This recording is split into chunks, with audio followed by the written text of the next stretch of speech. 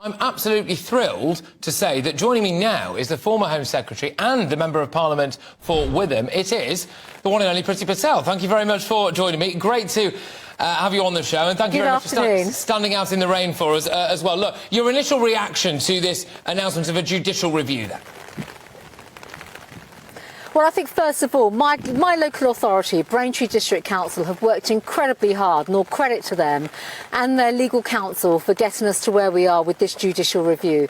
It's important that local people and our local councils and statutory service bodies, that their voices are heard. To be quite frank, we feel that we've been ridden roughshod over, basically, as a local community and as a district, with central government's approach and the decision-making that they have taken. And it feels incredibly unaccountable, very opaque, and that is why local communities here in mid-Essex and my constituents and my local council are very, very unhappy.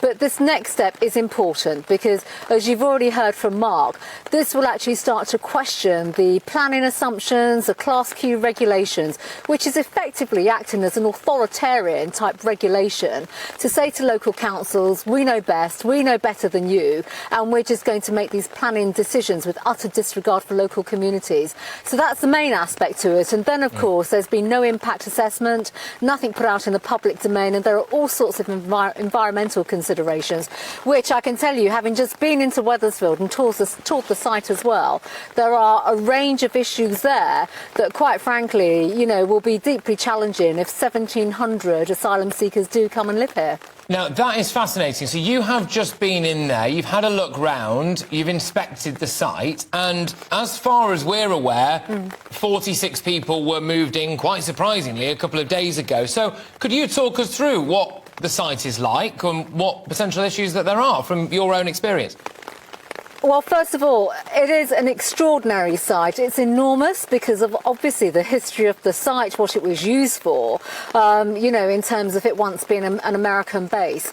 So there are lots of physical and logistical challenges here, number one. The site is so big that actually the Home Office, and it is the Home Office, they are spending vast sums of money just literally fencing off huge parts of this base because clearly they do not want the individuals that are here, the asylum seekers, going off wandering and, you know, ending up halfway up a runway or somewhere else. And they're trying to basically keep people as concentrated as they possibly can in key residential and communal areas